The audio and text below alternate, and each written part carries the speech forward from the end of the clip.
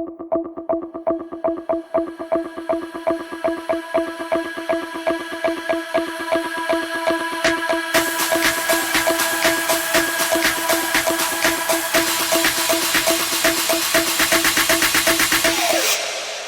everyone, and welcome back to the latest episode of the Writers Podcast. I have with me today a special guest, that is Jake Brown, who is the host of the About the Authors TV broadcast. Is that correct, Jake? Yes, sir. All right. So you've got quite the biography. So you've won quite a few awards. You've had 55 published books since 2001. A lot of them to do with the music industry, and I can see there's a heart sitting over your shoulder. You've done a book on them. With them. And yeah, I mean, I say that because it was a career-changing book, and I'm grateful for them, ever grateful to them for it. Very cool. And I also see you've worked with JOE SATRIANI, MERLE HAGGARD, MOTORHEAD, Billy Corgan. So that's quite a interesting mix. And as well on TV, you've been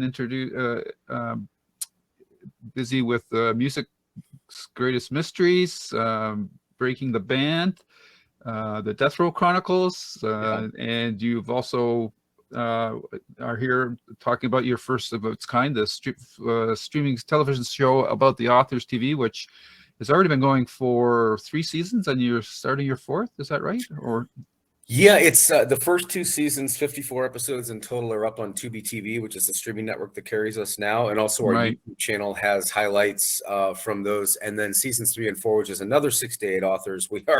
We're waiting patiently for the gestation period. Streaming television is amazing, but there's so much content going up at any given time that it could be 3 or 4 weeks before it starts airing again. But those 2 seasons will be live, we're told, before March is over.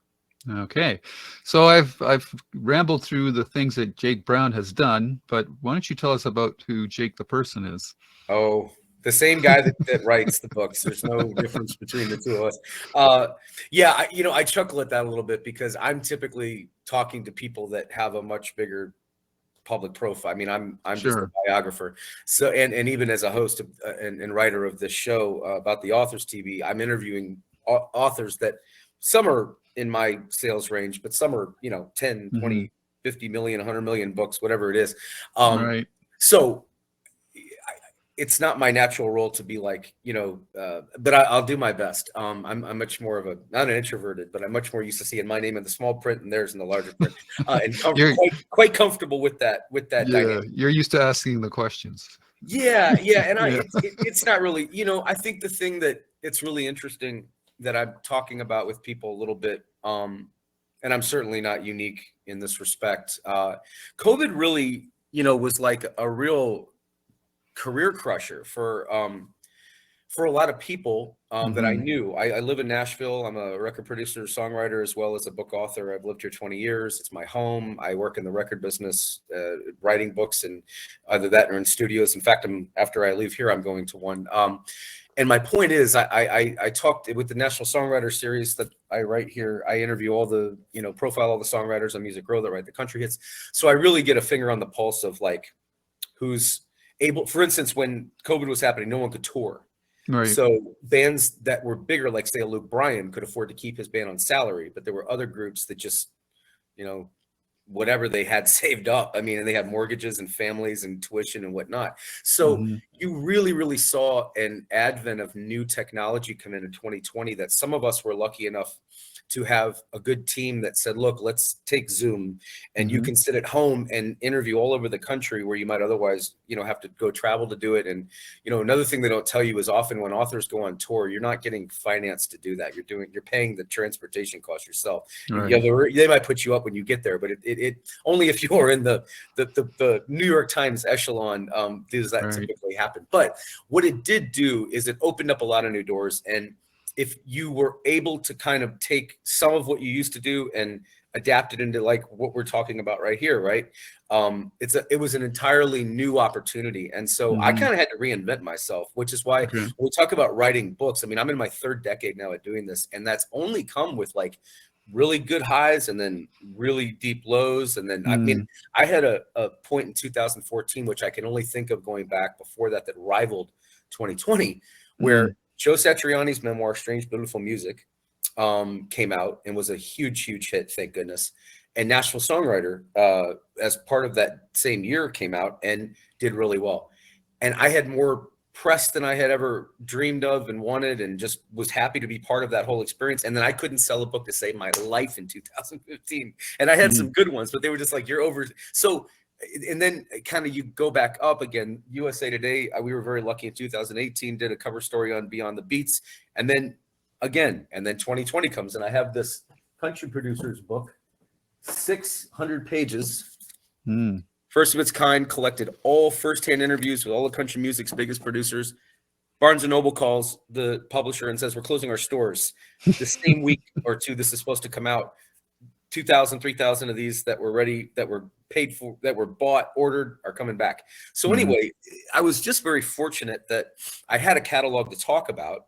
That was interesting enough that I could kind of reestablish myself among the people that had, a lot of kids have grown up reading my books.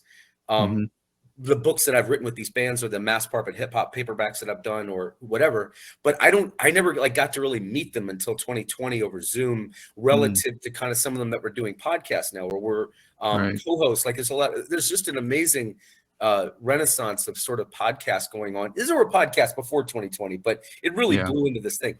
So what I wanted to do when I saw that, just to tie into the show, and then I'll pass the mic back, and I appreciate your time.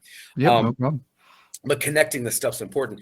There were so many writers that I was sort of commiserating with, you know, and we were all like, you know, you spend 2 or 3 years sometimes on a book, and you only sometimes really get that one window of time to promote it, where you're going to get the media attention that the book needs in order to generate interest from critics. Maybe you get a couple good blurbs that helps more book orders, that helps people come out and buy it.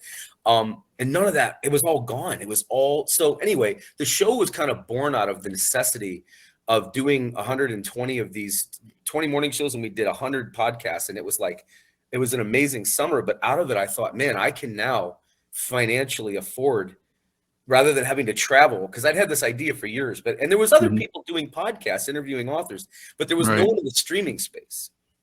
And I have a distribution contract with a company called Music Video Distributors that on the record side for my publishing catalog. So happened they are a really big video distributor, and I said, hey, are y'all doing streaming content? And they said, yeah, of course we are. What do you have? Because they had just converted their whole catalog of live concerts over to that and everything.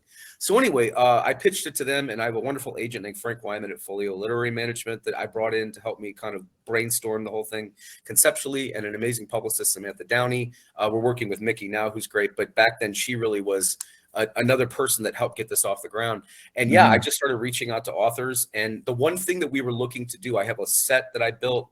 I took $30,000 of my own money and royalty checks that entire year and dumped it all into this, building the set. But the camera equipment, I have a director that's a regular director. I have a 3-person editing team. So it's a real, and that's the other thing I'm like saying, I had gone to these, been very fortunate occasionally to do these talking head, like I narrated the Death Row Chronicles on B.E.T there. And I would sit there all day and watch these camera guys. And when, you know, sometimes people come in to do their interviews and they want to go like have lunch and kind of chill out. I like to talk to the techs and the camera guys and the assistants and ask, well, what does that do? What does this do? What's this? And it just gave me an incredible, you know, sort of behind the scenes education as a layman on concept of producing something like this. Anyway, so it just led into us basically reaching out to the Brad Meltzers of the world and Sumon Kidd. And I'm looking at some of these names: T.C. Boyle, Scott Turow, Karen Slaughter, Catherine Coulter, Heather Graham. These are highlights from season 1 and 2. Chris Bahalian, John Lasqua, Terry Gerritsen, Tess Gerritsen, Mindhunter, the guy that they based the Mindhunter show on, John Douglas. Very cool. It just went on and on. And so the point was, we were able to get these long interviews that were episodic in length. They weren't just 3 minutes on this book, and then turned it into the show. Thank God Tubi TV picked it up, and here we are. But it's the first show of its kind in the streaming space that episodically interviews authors. It talks about their whole catalog, their whole career. There's nothing that is flush or rushed. It's all like kind of, you know, really, really, really in depth. Sometimes we even talk about books no one else cares about, but they love. And that's what we'll talk about the longest. But it's sort of, we're trying to create the largest streaming episodic archive of author interviews across the genres and generations that's ever been amassed. And so there's 6 seasons coming up. I work 7 days a week on this. It's kind of my new career. I write a little bit Well, I write a lot. I ghostwrite a lot to pay for it, but we just picked up a sponsor, so things are moving. But we're really grateful for your time, and that's kind of the history of the show. Okay, well, you got a lot in there, so that's very impressive. I'm wondering where I should approach this from. I'm thinking, like, we'll get back to your show. I'm just kind of like, Yeah, a if you little want to more go through your books, arc, man, I'll talk about a anything. little more about the arc of how you got through there. Like, let's start with the music industry. Was Sure. writing the books you're into the music industry, or were you in the music industry and the books were sort of became a byproduct of your whatever you were doing in music? It's a mix. I'm fortunate Okay. to come from my mother's a painter, Tina Brown, Tina Theme Brown, and I came from somewhere in the background of my DNA of my family. My grandfather Armand Theme was brilliantly creative, but just untrained. There's a lot of that flows in different artistic ways through our family, and I happen to wind up with music. And I have ADD, so not like this was in the 80s when they didn't know what it was. So Right. I wound up playing like 6 instruments by ear as a kid. I studied classical piano at the Washington Music Conservatory. I was a drummer, guitar player, bass player, whatever you want. And then I moved to LA at 21 with my guitar, my drums, and my futon and my cat, and started working for record labels. And so then I moved back to New York at 23 and was writing catalog copy for a label, and happened to meet a publicist through that label who represented an 80s band named Nelson, who you might remember from the Love and Affection. It was brutal. Respectfully, because I know that, their father is Ricky Nelson and everything. And she needed a memoir written on them. And I had just always written, but I didn't go to college for it. I mean, I wrote papers more than anything else. And I was always just kind of, but anyway, I told her I really was not a book writer and didn't really have an interest in writing books. I read music memoirs though growing up almost exclusively in high school and books on the record business. And so she said, look, I think you could write a book. And I said, well, I don't really want to write a book. And she said, I'll make you a bet that if you write the book, I'll be able to get it published. And that, at that age, when you're in your young 20s and you're really interested in getting a foot in the door, you say yes to anything. And it was important to listen, because I told her I wouldn't write the book on the Nelson twins, but I had an idea for a book on a guy named Marion Suge Knight, who was just going to be released from prison the next year from Death Row Records CEO. Suge Knight has gotten a lot of negative, rightfully, publicity because he took the same mafia tactics that white record label owners used for years, from Morris Levy on down the line, to rob African-American artists blind. And he took it and shook it and turned it on its head and applied the same tactics, opened up the doors for Sean Combs, for Jay-Z, for, everybody who today is a mogul who's been able to take that paradigm and innovate it and move it in their own ways. Russell Simmons obviously was doing this, but for the West Coast, Dr. Dre got out of that contract with Ruthless and was able to make The Chronic. I could go on and on. I'm a big hip hop fan. So she sold that book. Amazingly, she took it on a proposal with no chapters, and she sold it to Amber Books, which is, bless his heart, Tony Rose and Yvonne Rose. Tony Rose was a record producer from Boston who helped discover New Kids on the Block and New Edition, worked with Maurice Starr, took his music publishing and sold it, and started this African-American biography and kind of self-help guide mass market paperback publisher. And it just so happened in 2000 that Eminem was really blowing up, and there was a book that they had put out on Dr. Dre and Eminem that sold like 100,000 copies. So they then said, okay, we'll try Suge Knight. And then Suge Knight miraculously did really well. It was in the Vibe magazine top 20. Doubleday picked it up in the book club thing eventually. And I just started writing these mass market paperbacks for them, kind of in tandem with other things I was doing. For a couple of years, I did 50 Cent. I did R. Kelly. God, I indicted R. Kelly as a sex predator in the introduction of my book on him, because that's what he is. And they made me rewrite it and put a new forward in that like nuanced it a bit, because he was so popular with his fans at that time. But I'm proud of the fact I don't ever talk about that book, but if it does get brought up, I point out that back in 2003, I said it very plainly that he, and like a lot of people were.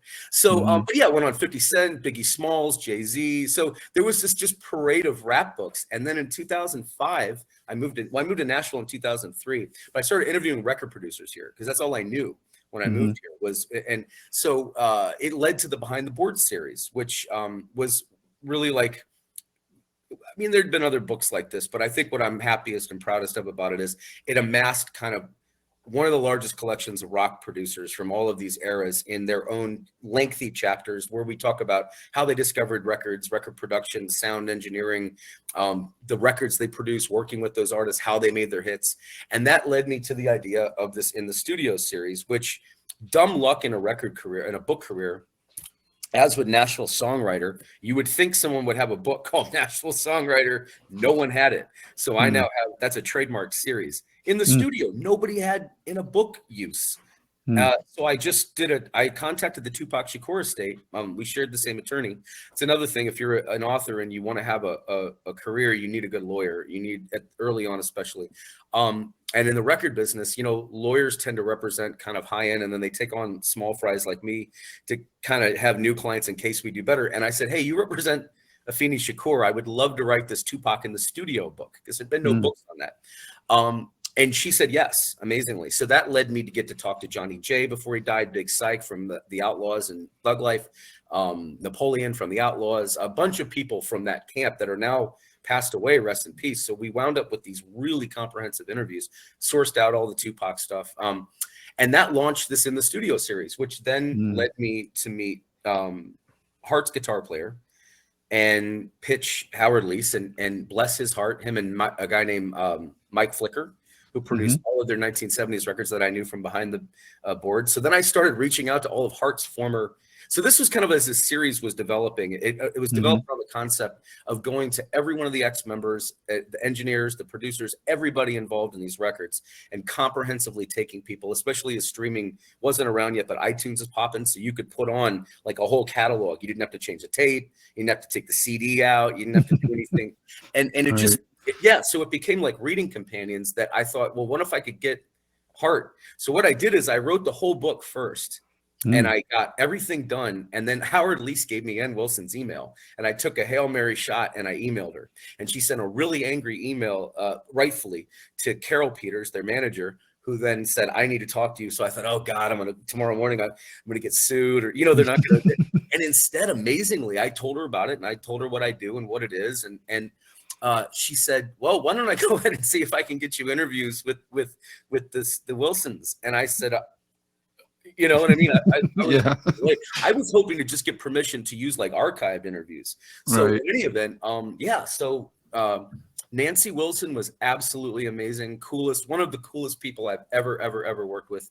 Ann Wilson was awesome. Nancy was a little bit more, I'd say, talkative, I guess, because musically we were talking a lot about the fabric of the songs, and you know, her. So anyway, that led to then me meeting Lemmy Kilmister.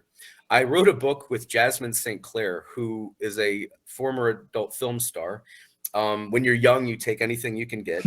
And Jenna Jameson's book had just come out and been a huge hit. And so I thought, you know what? I would never. My mother was like, please don't write this book. And I said, Mom, you have to understand, you don't ever have to read it, but business is business. So I actually had a really amazing time with her, because she'd gotten into wrestling, and a guy named Harry Slash, who was a record producer in New York, introduced me to her, just to give him proper credit. And basically we spent like 2 years writing her book, but she had a lot of friendships with different personalities. I won't say Ron Jeremy now, because no one knew at the time what's come of that, but he was an example of someone we interviewed for the book. A lot of wrestlers, but Lemmy Kilmister came out of that. And so from talking to him, I sent him a copy of this, and I said, I'd love to do one of these with you. No one's ever talked about Motorhead's, process. And he was like, process, we plug in and we play. He has 2 bass amps for his guitar amp. I mean, 2 guitar, this amps for his bass amp that were named. And it was an amazing book, man. I have a copy of it actually right here, and the cover we designed together. He gave me full use of the War Pig logo, and then he texted me and he said, I got it. Headphones and sunglasses. And so their Motorhead in the Studio was born. So that kind of kept the series in the press and rolling. And thank God, in Britain, the publisher John Blake is the one that put this out. And then they came back and said, do you want to do one on AC/DC? And I said, sure. And then they said, do you want to do one on Iron Maiden? And I said, sure. And then at the same time, the publisher that bought this book, Hart in the Studio, also said, what else do you have? Which is a lucky question as a writer, if they come back and ask for more. And I said, I said, I happen to love Rick Rubin. I grew up on Rick Rubin. Since I was like 10 years old, I saw Crush Groove and grew up on Run DMC. My parents, God bless them, let me hang rap posters in my room in 4th grade and 5th grade, and the Beastie Boys Licensed to Ill. That was a part of my like playground childhood. So it was really fundamentally bred into me. So Rick Rubin, I followed his whole career, and there never been a book on him of any kind. So thank God they bought that. I wrote that, Rick Rubin in the studio, which until his biography that just came out was for 15 years, the only book on him. So it came out in Germany, it came out in France, it came out in Italy. Started getting. So that's the thing. If you have a book that you're able to get into foreign territories, it not only helps your name as an author, but it also generates royalty revenues that you're just not going to see a lot of times in the States. You get your advance, and then you're lucky if you make some money thereafter. But anyway, I was more in this for the opportunities, because from Motorhead led to Tori Amos.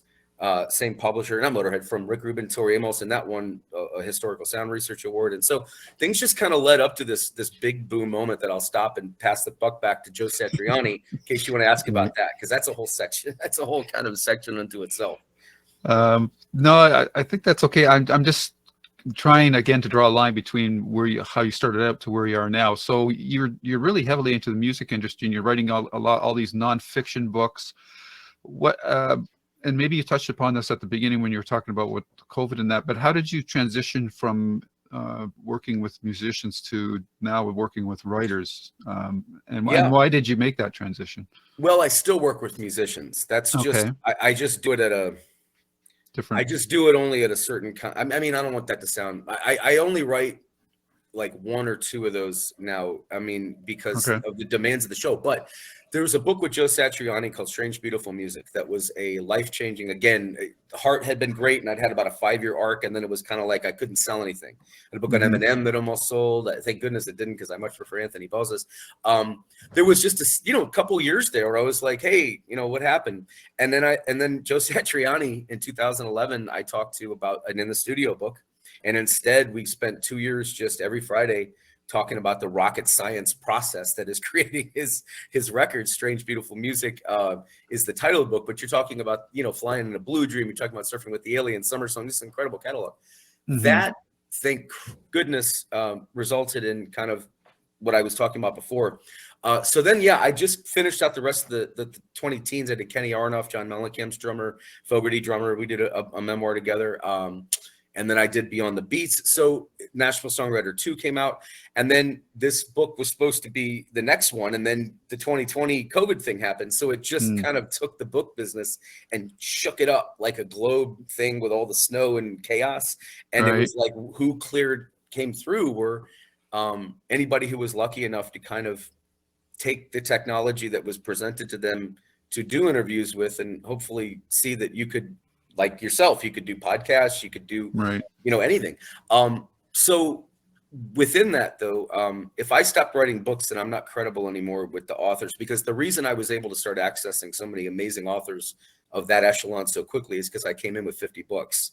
I wrote prolifically for 20 years. So it allowed me to have a certain amount of host to host, kind of author to author thing. Cachet. A little bit, but we can also talk about like a lot of different ebbs and flows and ups and downs and things that you have to go through to understand them, because you can think like, oh man, I'm set for the next 10 years. I'm never gonna, have to worry about a paycheck again. And then like a year later, you're like, crickets, and you're still writing. You write for a living. I've ghosted another 40 plus books. So, I mean, I write, I've done a lot of other ghostwriting in the tandem with all this stuff. But to answer your question, I still have been working on memoirs. There's a book with a guy named Teddy Riley. He's a king of New Jack Swing. He invented that genre. New Jack City is the movie that kind of people remember from it, but Bobby Brown came out of it. Keith Sweat, Babyface, and him kind of echeloned that together.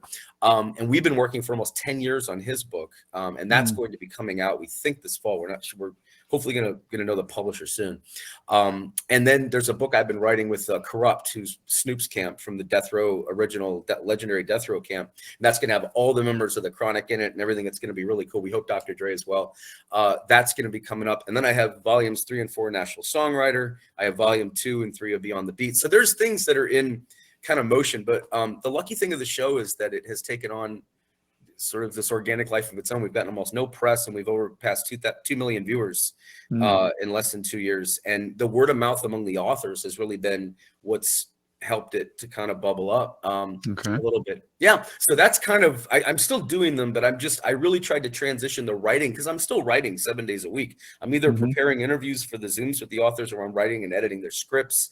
It's an incredible amount of writing, but it just shifted. That's what I mean. I was lucky to shift it from the one to the other, because the one stopped kind of paying the bills, and I was able to put it into another category that if you run your own business as an author for a lot of years and you have a good team, you can, and that's the thing, like if you're a young author, not even the show that we appeal, not just to aspiring authors, but working authors. You might've had a couple of books, but let's say it's been a couple of years. There's so much advice that comes out of these amazing minds. I'm sure even on the show, when you talk to authors, you know, it's incredibly educational. And that was sort of a corny, honest motivation too. I say corny because people make fun of, like, oh, I'll read, but I mean, let's be honest, like, literacy in this day and age isn't just learning how to read anymore. You can listen to audiobooks. You can see it visually. It's a much, much, much healthier age to learn to read in, or to be excited about reading in, because, you know, when you and I were kids, it was like paperbacks, right? The spin rack paperbacks, and maybe a hardcover book now and then. Most people didn't want to carry one of those. So it was like, you know, you've read a lot of paperbacks, but too expensive. Yeah, you know, but today there's Kindle, there's so many different ways that people can enter the business. There's digital publishing through Amazon and Tom, you know, Mercer, and just all of the Wattpad, which we talk about on the show. We just had Natasha Preston on, who's a big British author, through them, and others that have come up through that avenue. So it's really an exciting time to be a new author, but you need a toolkit. And the toolkit is not on a YouTube tutorial. You need to go and watch, not even my show even per se, watch your podcast or lots of the great podcasts talking to authors, and really make that your advice group, because you're going to hear from the honest mouths, like straight from the horse's mouth, what worked, what didn't. I just told a story by John Lesquat. His mortgage was behind, and he had kids and a wife, and this publisher had taken a $300,000 overseas advance on his Dismas Hardy books and kept it, and just said, yeah, no, it went to expect, just kept it. And he had to sue them to get his piece of it. But he was like, I got to feed my family. I mean, so you hear stories and I'm not indicting a lot of publishers get great reviews, but I have heard stories, even some that I don't include in the publish just for litigious reasons, of publishers that were a little bit like music managers in terms of young authors they took advantage of, because writers are so eager to sign a contract when they are doing a book, whether they're 20 or 30 or 50. It's an ageless profession. We're not certainly the first to say that, but we preach it often, because you want anyone to feel like at any point in their life they can pick up the proverbial pen and start writing. But if you sign a contract that kind of kills your book on arrival, it might still go in the catalog, but maybe they put no money into actually pushing it out to stores, or they do no promotional work with it, or they don't do any blurbs. I mean, there's so many things that a contract can not guarantee they'll do, and then they own your copyright. And let's say you do 3 or 4 and then you have a big hit. You don't have rights to those books. I mean, you've lost that part of your royalty catalog. So there's a business to writing that's not sexy. It's not fun. It's not romantic. It's not an escape that a book is, but you need to know it if you want to make a career out of it. So that's another driving motivation of the show. Okay. And I'm curious, are you, with all the things that you're doing, are you a big reader? Yeah, well, When you have the time. Yeah, I'm a speed reader, because I read most of I've read probably 70% of the books of the authors that I talk to. And that doesn't even mean all now. Sometimes they're over the years. But yeah, you know, the thing is too, that when I get the generosity of the promos, as I'm sure you do, from publishers that send you them, check this book out for you. So you do get a lot of, it's kind of like being at a record label where you're writing catalog review, like I was 20 plus years ago, and I'd get free music. They'd be like, here, take 20 of these home and review, listen to them. And but you know, if someone's saying, oh, cool, I'll have them back to you tomorrow. Well, that means you got to go home and listen to music for 7 hours. So, and you know what I mean? So it's not dissimilar. It's weird how the record industry, because it's a really cutthroat business. And not only have I dealt with it timelessly in my own travels, but I've also written books, really intimate accounts of people getting ripped off for millions and millions and millions of dollars that they came from nothing and earned and then had to earn over again if they were lucky. So, and in between that, even if not to that amount, writers get ripped off like as quickly as anybody. And then that's the other thing. You really have to find a good agent. I've had probably 15 literary agents in 20 years. I agented 38 of my own books. So that tells you of the remaining 12. And then I just did, God bless, in 2020, Frank Wyman, who's, you know, legendary. I was just so very fortunate that he took me on. And I've been with him since and quite happy.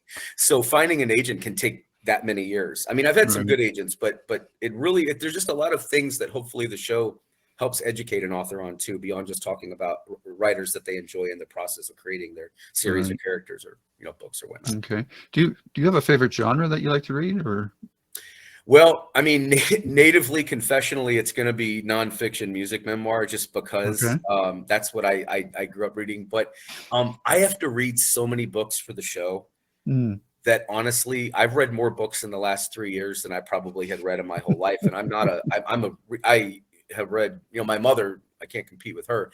I loved Elmore Leonard growing up, and I had a sort of one of those kind of tunnel vision devotions to his catalog for a long time. Stephen King, those types. But yeah, you know, there's authors on the show that I've read throughout my whole life that then it's amazing to talk to them about these characters, because fiction is just such another world from nonfiction. Nonfiction takes I wanted to ask you about that.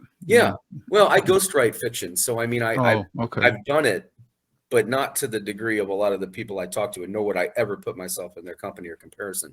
But interviewing, you know, 700 plus authors in 2.5 years and counting, and a lot of them fiction across a lot of genres. As an example, historical fiction, I cannot tell you the number of conversations I have with historical fiction authors. It's really more like called historical now, because they're basing it's nonfiction events with kind of fictional reimaginings. It's an amazing talent. It's an amazing talent to talk to somebody like Brad Meltzer, who I've been reading since I was in college. Scott Turow, I was reading since high school, and others that just were able to take like legal. How many people have written legal thrillers? I mean, that was a huge, you know, John Grisham and Scott Turow sort of reinvented that, you know, in the 90s. I mean, they the two of them kind of, and then great other writers rose up with that. But it's just a privilege, because I read the book, and then rather than going, oh, I hope one day at a book signing I get to ask them about it, I can typically reach them now. And you know, then, you know, we had Eric von Lustbader on yesterday, and I read the original Robert Ludlum born books, but then I was kind of, you know, a little loyal to the original three and not so much open to the others until I picked them up to start reading them before this. It's like, this is amazing. This is so, I mean, it's fun when you can also kind of discover writers who take, like the V.C. Andrews series that Andrew Niedemann writes, who wrote the Keanu Reeves Al Pacino movie. The one with the lawyers and the Devil's Advocate. We talked to him about taking, for 35 years now, he's taken the V.C. Andrews estate and continued to ghostwrite new books. Well, you'd think V.C. Andrews was alive and writing them. It's him. So it's amazing. So the range and variation of talents within this community is incredible. And it's humbling. You know, it's very, very, I'm grateful for it, because to be in a third decade in this business as a writer or as anything, is really hard. And it's not hard because anybody did anything to me or anyone else that maybe had hits and then kind of had a quiet time. There's so much competition. So it's almost the best kind of, you know, crush if you hear, well, because I've had editors before say, we were interested in your idea on this, but we have this young gun who's writing for Rolling Stone right now that really wants to write a book on the band. Just to give you an example of what I'm talking about. Well, then I lost that book contract, because they're going with the younger guy who's going to be, or younger woman who's going to be that next, you know, wave of, you know, so you don't, just because you reach a certain point or status in any genre of people I interview, I can't tell you the number of them that I've talked to that, you know, hit walls. And Melanie Benjamin, I was talking to yesterday, we were talking very candidly about this. She had 3 separate times that she just hit a wall, had to take a pseudonym name. Mhm. Riley Sager is in seasons 3, 4 is an example of this. Wrote some books in the 90s, early 2000s that really weren't doing what he wanted. And then he kind of shook it up, took a new surname, a new pen name. And now he's one of the biggest, I mean, that guy's huge. So Mhm. it shows you that sustaining a life as a writer is something that first of all requires you be writing every day. Whether you're writing scripts for like what I'm doing or whether I'm ghostwriting, it's a muscle that I constantly, I don't eat if I don't do it. Right. I mean, I literally make a living writing. So I'm lucky to get some royalty checks, but those all go back into my show. So the other thing that I tell younger writers, and that a lot of the authors that I also interview, we had a wonderful interview yesterday with Megan Marsh, who has sold 5 million books in 8 years. Through the Amazon thing, because she couldn't find, and then she went traditional with them once they started doing well, but she was making this point. She said, I'm a lawyer. I hated being a lawyer. I would go to these conferences and instead walk around the city and go to the libraries and go to the museums. And she was in New Orleans and got the idea for a series, and on the flight home started writing it. And she said, and this is like making a living as a corporate lawyer. She said she was miserable and didn't think it would be more than a hobby. And she does it full time now as a business. So there's a lot of stories of authors who didn't just start out beating the pavement as a journalist. And that's a really amazing story too. It's like, I can think of, Patricia Cornwell, who we had the privilege of talking to last December, and talked about this in her episode, and starting out as a journalist and finding a way into forensics and from a police beat, and that led her to meet the forensic,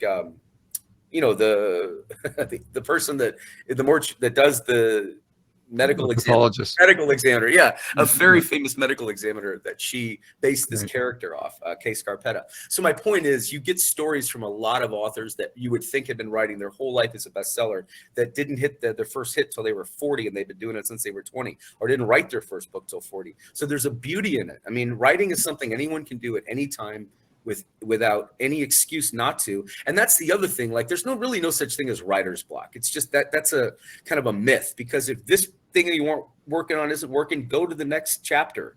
If this character point of view, go to another. And you have to learn to, you meaning anyone there's a classic scene in Election, Tom Perrotta's book, that they turned into that wonderful movie in the late 90s with Reese Witherspoon and Matthew Broderick, the teacher-student rivalry over this election. And there's another teacher who has an affair with the student and has this warped idea that she's going to read his novel and it's going to be perfect. It's right here. He just needs to get it out of him. And I remember that scene because I just think, like, man, if you're stuck with the novel in your heart and your head and you're not trying to put it on paper, then you can't say you're writing a novel or you're going to write a novel, because you have to be doing it. You know what I'm saying? It's like a thing that is an everyday thing. Set limits for yourself. If you only want to try to do 1,000 words, if you're feeling ambitious, 3,000 words. I mean, that's, so you are in control as an aspiring author of your own progress. You're the master of Venom. It's up to you. And that's a message that we get time and again from really successful authors who had to really self-motivate, not only to get in the business, but stay in it. Right. Yeah, I've come across the same thing with a lot of writers. They say you have to do it every day. You have to treat it like a job. Yes, there's the artistic side of it that, people romanticize and everything, but the harsh reality is that you have to work at it. It's not and as good as you get, like you said, people will, because there's always somebody new coming up, and the spotlight, the media spotlight is very fickle, and there's no way to predict trends and whatnot. And what's hot today is cold tomorrow, and it's not a for the faint of heart profession. Well, and that's why I leafed through that 635 pages, because that didn't write itself. I wrote that. I mean, along with all of the interview. I mean, so my point is, like, that, and the transcription, I have transcribers I can pay for some projects.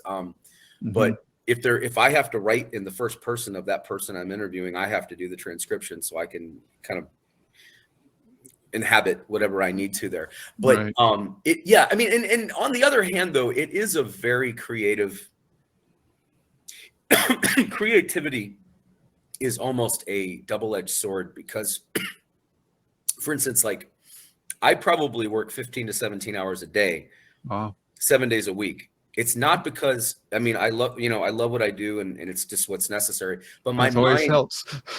but my mind is also, you can tell from my chatter mouth, trying to fit in a lot in our time, and I appreciate that. But my Yeah. mind has a manic kind of, you can be Pace. highly creative, but also have to manage certain, it's a lot of pressure on your brain because you're constantly having stuff coming out of you. And if you're not there to catch it, you might, you know what I'm saying? Because I write in my head a lot before it's going on. So it's, and a lot of authors are that way. Even if you're a first-time author and you think, oh, that'll never happen to me, start living with a character in your head that you get to know. And then they start talking to you, and then you have to write their dialogue down, or you're going to miss it. And they might talk to another character that your imagination is bringing. So, and I'm taking that more as a sampling of authors I talk to. I'm not saying that's, I mean, but in my case, like say, for example, Mr. Riley, if I'm writing with someone for 7 or 8 years, I know to a certain point how to inhabit them in the voice they would talk in, or the emotion they might say something in. Or now I can't access his musical mind without saying, Teddy, tell me what inspired you and how you put that brilliance together. But you do take on that personality of the person with whom you are collaborating, and that can be in nonfiction or in fiction. And in fiction, it can be much more intense because you might have supporting cast characters, large or small. So I talk to some series writers that just live like with a conversation constantly in their head, and it's and that can be a little torturous. So I'm just saying, there's a weird it's some of it I can't really explain how it works, but some of it that I can, it's a little manic. It's a little bit kind of like your mind is just kind of really going, and you have to keep up with it. And I think that any writer who's going to be prolific, it's just my opinion, you're going to find different subjects that excite you at different times, and there's going to be research, but within the research comes a lot of the inspirational. You got to be there to grab them. So if it's 3 a.m, there's no excuse with phones anymore not to do a, memo to yourself, even if it's mumbly or email or text or whatever, because it's like, because you may miss that scene, and so you have to, if you're going to live in the world of writing, you almost have to kind of constantly do it, even if you're cooking for your family, or you're in the car, or you're at a sports thing, or whatever it is. And that's, so I probably haven't had a single author that hasn't expressed some give and take that requires, because it can become solitary and very time consuming and make it very lonely. Yeah. It's funny, because like my favorite author is Stephen King, and I almost always take everything that he says to heart. But I think the worst piece of advice that he gives is that he doesn't write his ideas down, because he says that's where good ideas or bad ideas go to live or whatnot.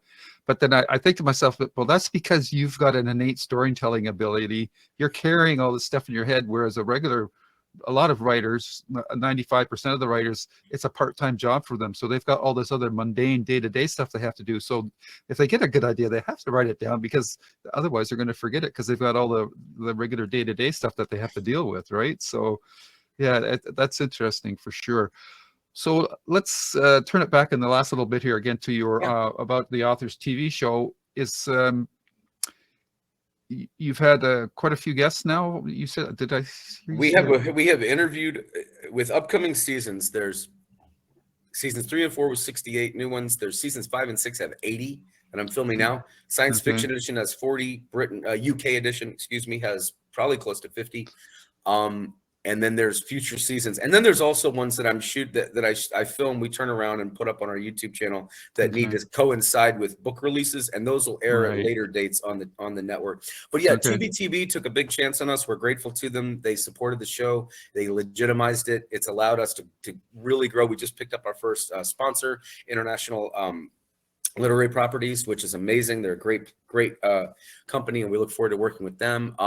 And so what I'm trying to, like I said, what I'm trying to do, I'm interviewing about 10 authors a week, and I have a great team, and we're just kind of on a streamlined workaholic process, because we really believe in what we're doing, and we're trying to, some of these authors have passed away since I talked to them, and I just randomly by luck wound up with their final. Charles and Caroline Todd, we have the last interview with her and her son together. F. Lee Bailey, there's others. And you want to know that in 10 years, thankfully within the streaming verse, usually unless it's Amazon or Netflix, if it's like Pluto or Tubi or these ad supported networks, once that content's up, it stays up. because there's so much up there that they don't go in and go, well, we now need to. So these go up and they stay up forever. On our YouTube channel as well, they stay up. We're over 1 million there and counting, and viewers, and you know, we work Twitter very aggressively. I have to say, if you look at my author Twitter account, it was every 6 months, maybe one thing, because Trump took Twitter in a different space. And I'm not saying even no matter your political beliefs, he just turned it into this really kind of, you know, you couldn't just promote something without it getting tagged into some other crap. So it's become a whole new, I'm not even saying the Elon Musk thing, good or bad, but it has been freed from that. And it is a really, really fun place now where people are returning to just talk about writing, and a lot of the political stuff is kind of being left out of the conversation for the better of just talking about books and what's coming up and supporting each other. And that's the other thing, man, like this is a really lonely, solitary profession. And every author I've spoken to says that until they get to interact with their fans. I say readers because I don't think I have fans. I think that I'm lucky if I have readers. The bands I write with have fans. If the show has fans, hopefully they're fans of the authors that I'm interviewing. But the point is, it's a great time to be in a community that you can reach directly the authors that you really are enjoying and ask them advice, and through a lot of these social media places, less so Facebook, but Twitter, Instagram. There's other ones. They'll write you right back. They'll answer sometimes live in the feed, and oh wow, someone's. So it's just a fun time but you have to engage, and that's the thing that I do talk to some authors that are just, and it's ironically not like older authors that be like, oh, I'm done with all that. They love it because they're like, wow, this wasn't around when I used to have to go out on these tours and stop at books, 50 days out of the, or 50. What are they, 350 days out of the year or something? Brian Tracy told me, a pioneer in the speaking circuit, kind of business, motivational speaking circuit. He used to do 250 dates a year, driving around, doing conference rooms at airports. So this is the time to be an author. If you're a new author, you want to start, do it now, because at any age, man, you can do it. You can do it as a kid, and your parents can help you without it costing them a dime, without having to sign with a literary agent. You can do it right onto Amazon. And there's so many podcasts now, like yours and others, that are really, it's a new era now of support within podcasts. It's not just these elitist kind of, I'm not going to name anyone, but it used to be that it was like, there was like 20 of them. Now there's like, is a great, sort of, I almost, it's like a renaissance. Yeah. It's like this period of all the, look at true crime. My wife and I, she's much more a podcast fan than me in the true crime arena, but we love true crime. Look at how many true crime podcasts there are that are actually contributing to solving, cases and catching serial killers, all this sort of thing. In the book community, you can really spend more time with your authors than you used to be able to. And that's a really exciting thing. Just if you're a fan, if you're not even an aspiring author, hopefully the show helps that. You get to spend longer periods of time hearing about, your literary heroes or your newbie favorite authors. We cover everyone along that spectrum. Yeah. So your show, is it like you're calling it seasons? Like how many episodes is there in a season? And on Tubi, what's your release schedule? Is it like a new episode every day or weekly? No. Or you just dump the whole thing all at once? Oh yeah, it's ambitious. Yeah. So there's 26 episodes in season 1, 26 in season 2. Seasons 3 and 4 each have there's 68 in total. So I'm having a math. 34. What is it? 34 each. Right. Yeah, we wanted to kind of go big or go home philosophy, because there wasn't anybody doing this in that particular medium. I don't want to in any way take any credit from podcasts away, because there's a lot of really great podcasts interviewing authors. But like I said, we were fortunate. And so I'm just trying to kind of stay ahead of the competition. It's a competition. This is a game. This is not like a game that people are playing for, it's like a thing where within the TV world too, that I'm learning streaming is a really unique medium, because for all intents and purposes, on any television around the world that has a smart TV device, which they all have now, they come with the television, you can find Tubi. And we pay a fortune. I paid a $9,000 closed captioning bill last fall for these seasons. So they're ProRes, they're shot 4K. They have closed captioning in any language, because they'll convert it.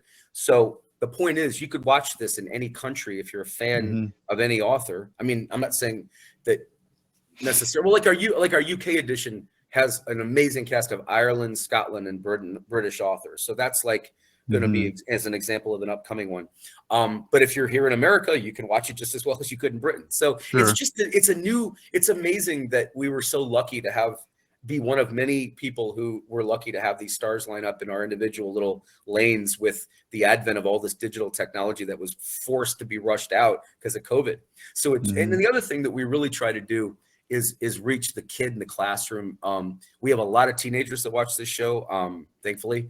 And I see that from our little ratings reports, things we get. And and that's important because that's the other audience that we're trying to target, is these kids that would be going to college and hearing from these authors in the classroom, and instead they're not because of COVID. That all changed, and those lecture tours and everything. So hopefully they're getting, you know, input from these people that they really admire along a lot of other places. They can come here and they can, you know, really just hang out and have popcorn, or you know, have a beer, or be on the bike. You can listen to it while you're driving in a car. I mean, through YouTube, you can, and we put up new promos every week. In fact, we're debuting, when I get done talking to you, we're going to roll out David Morrell, the Rambo inventor. We're rolling out his episode, which is a early premiere from seasons 3, 4. Yeah, Jeffrey Deaver's up. We had the Joyce Carol Oates, which was amazing, is up. So yeah, man, we're throwing new stuff up every week, and we're just really happy and lucky to be here. All right. Well, I could talk to you for hours, but Likewise, I know where you've got to go back to the studio and do some more work. To edit. Yeah, we're editing 5 new episodes tonight. So is there anything that hasn't come up during the episode that you'd like to mention at this time, or? Well, no, I mean, the YouTube channel is About the Authors TV. The Twitter is About Authors TV. I mean, you can search them out and find them. We really hope people go check it out. All right. Beyond that, the book announcements, I'm gonna wait till the ink's dry and let the appropriate PR people do that stuff. But I'm very lucky to be working 3 decades into this, and I work every day as hard as anybody, and that's the whole point. Book writing is not like a vacation business or a hobby. If you're going to do it professionally, you have to be doing it full time. Well, you certainly sound like you have the energy level for it. and I turned 47 in 2 months, so wow, who knows? Wow. Okay, well, thanks a lot for coming on, Jake. It's been a blast. I appreciate it. Yeah, and I wish you all the success with your About the Authors and whatever other new projects come up for you in the future. Thank you so much. Likewise. Good luck. I appreciate being on, and your show is great, and I hope it continues to be a success for you as well. Well, very much. That's very kind. And take care. Have a good day.